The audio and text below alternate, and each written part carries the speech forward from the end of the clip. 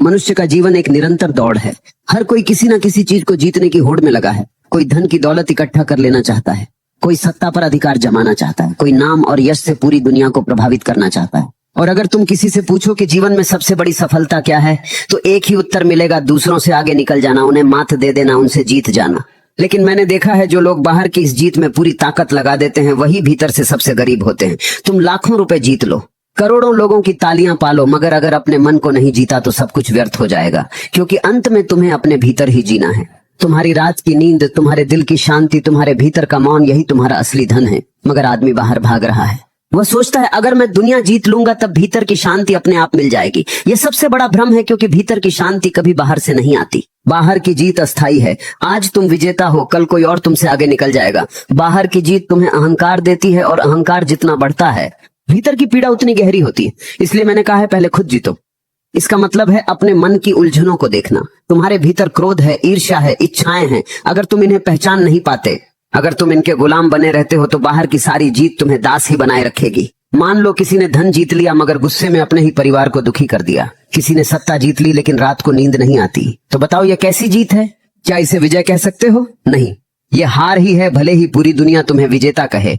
असली जीत वही है जब तुम अपने भीतर शांत हो जाते हो, जब तुम्हारे पास जो है उसमें तुम संतुष्ट और प्रसन्न हो जाते हो, जब तुम्हारे भीतर प्रेम उमड़ता है और तुम किसी से लड़ना नहीं चाहते।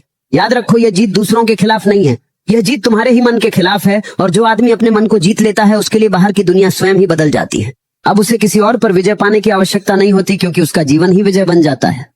जीत का असली अर्थ यही है, अपने भीतर को जीतना। ये सबसे कठिन है, लेकिन सबसे सुंदर है। जो ये कर लेता है वही सचमुच राजा है। फिर चाहे उसके पास कोई ताज ना हो, कोई सिंहासन ना हो, कोई साम्राज्य ना हो, उसका आंतरिक साम्राज्य अनंत है। यही है असली जीत, और यही है यात्रा की शुरुआत।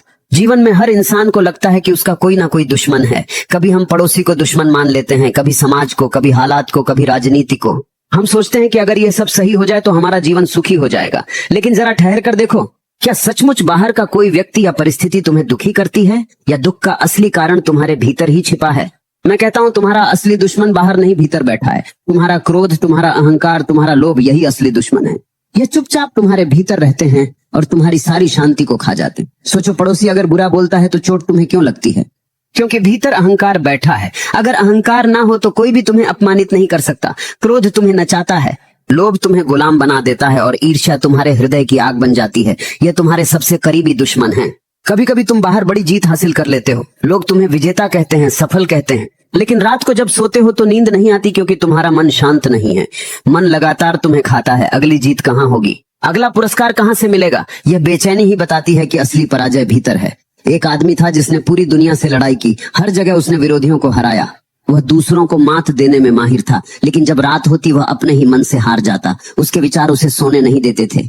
वह बिस्तर पर करवटें बदलता बेचैन रहता। बाहर की जीत के बावजूद भीतर वह हारा हुआ इंसान था। यही है असली पराजय। जब तक तुम अपने इन आंतरिक दुश्मनों को नहीं पहचानोगे, तब तक तुम्हारी कोई भी जीत अधूरी रहेगी। ये दुश्मन तलवार से नहीं, समझ से जीते जाते हैं। अगर तुम क्रोध को समझ लो तो क्रोध धीरे धीरे गायब हो जाता है। अगर तुम लोभ को देख लो तो लोभ की पकड़ ढीली पड़ जाती है। अगर तुम अहंकार को पहचान लो तो अहंकार का भार गिर जाता है। मगर यह पहचान तभी संभव है जब तुम भीतर की ओर देखने का साहस करो। आदमी हमेशा बाहर देखता है, दूसरा कहाँ गलत है, लेकिन आत्मा की यात्रा तब शुरू होती है जब तुम पूछते हो, मैं कहाँ गलत हूँ, मेरे भीतर कौन सा दुश्मन बैठा है? और यह सवाल जितना गहरा होता जाता है, उतना ही साफ हो जाता है कि असली दुश्मन कोई और नहीं, बल्कि तुम्हारा अपना ही मन है। जो व्यक्ति इस सत्य को देख लेता है, उसके लिए बाहर के सारे शत्रु गौण हो जाते हैं। वह दूसरों से लड़ना बंद कर देता है, क्योंकि उसे असली युद्ध का पता चल जाता है, और वह युद्ध भीतर है।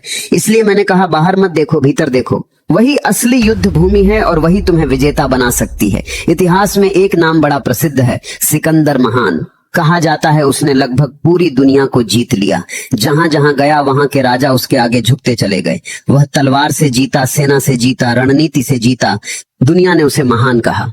लेकिन कहानी यहीं खत्म नहीं होती। वह जीतते जीतते जब मृत्यु के द्वार तक पहुंचा, तब उसे एक गहरी सच्चाई का बोध हुआ। उसने अपने मंत्रियों से कहा, जब मेरी मृत्यु हो जाए, मेरे हाथ ताबूत से बाहर निकाल देना, ताकि लोग देखें जिसने पूरी दुनिया जीती वह भी खाली हाथ जा रहा है। यह घटना प्रतीक है, एक गहरी शिक्षा है। सिकंदर ने पूरी दुनिया जीत ली, पर खुद को नहीं जीत सका। उसका जीवन असली मायनों में अधूरा रह गया।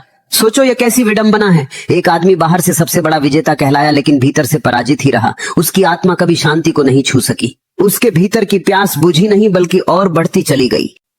इस वीडियो में आपको ओशो की कौन सी बात सबसे ज़्यादा अच्छी लगी और आपके दिल के करीब पहुंच गई है, प्लीज़ हमें कमेंट करके ज़रूर बताएं। और इसका दूसरा पार्ट भी हम बहुत जल्द ही शेयर करने वाले, तो क्या आप इसका दूसरा पार्ट आप सुनना चाहते हैं कि ओशो ने क्या बोला और आपको इस वीडियो में सबसे अच्छी बात क्या लगी, प्लीज़ हमें कमेंट करके ज़रूर बताएं। आपका एक कमेंट हमें बहुत ही प्रोत्साहित करता है, प्लीज़ हमें इस कमेंट के माध्यम से ज़रूर बताएं। मिलते हैं नेक्स्ट वीडियो में। जय श्री कृष्ण, राधे राधे।